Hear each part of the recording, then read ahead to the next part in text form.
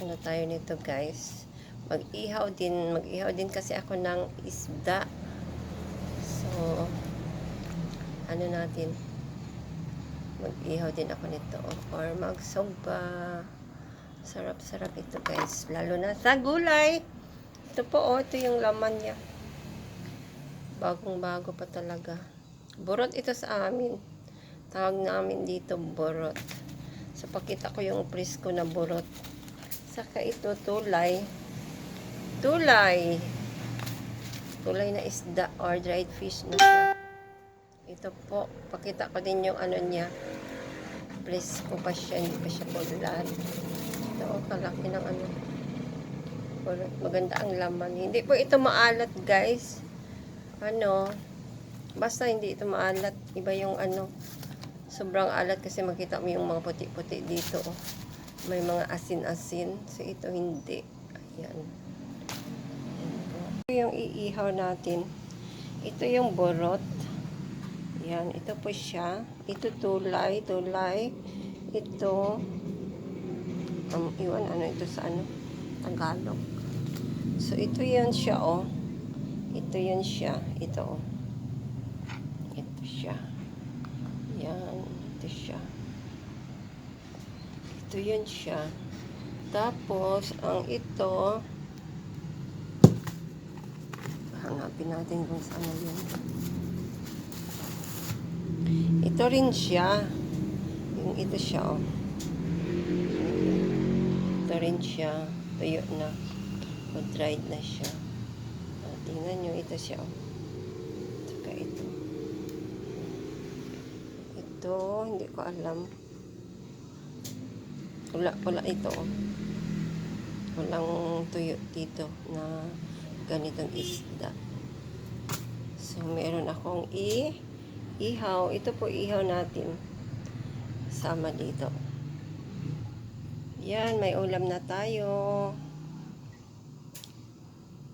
Grilled fish or inihaw na isda. Tsaka tuyo. Yan po. Libre kami lagi nito. Bigay lang ng mga kaibigan namin mangingisda. Konti lang. Yan, para ang iba meron din. Ito. Ay, ito pala siya, oh. Ito, oh. Ito siya. Ito pala siya, ito. Ito siya. Ito siya. Ito siya. Yan. Tapos ito siya. Ito siya. Yan. Ito siya. Ihaw. Kasi luto na yung ano ko. Kanin. Nagsaing ako konti lang din. O, ihaw tayo ng isda tsaka 3 tuyo. Yan. Ito, kung sino ang gusto, punta lang kayo dito, mga salingad ko, mga kapitbahay ko. Yan. Pwede tagdadalawa lang kayo. Para apod-abod, makaano ang lahat. Yan po. Ito ang ating inihaw. Yan, mahina lang yung apoy para hindi siya magpagod or masunog. Maliit lang din itong mga isda na to. Kaya, ano lang, hindi masyadong marami yung baga natin.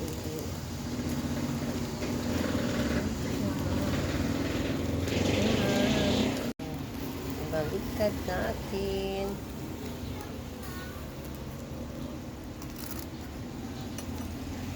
Ayan, perfect talaga. Hindi siya pagod. Tama lang siya. Ito din. Ayan. Mahina na yung apoy niya. Baga niya. Ayan. Tamang-tama. Ito kaya. Tignan natin.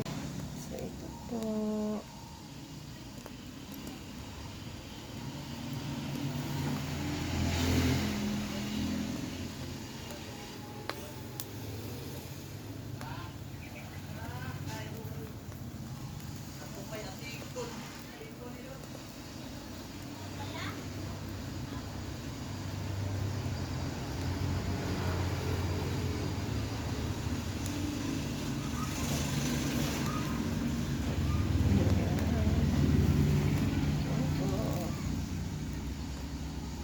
kain po tayo. Meron tayong sa usawan na may pipino. Ito po, pipino. Tsaka, ang ating isda. Tama lang yung pagkaluto niya. Hindi siya sunog, o hindi siya pagod, hindi siya batok. So, may kunting rice ako. Mag-cheat muna ako ngayon dahil guys. Ayan po. Ito na yung inihaw ko, yung tuyo. Hindi na ako tuyo. Sayang baka hindi makain. Kasi meron na tayo nito. Siguro bukas na lang. Yan. Kain po tayo guys. Thank you for watching.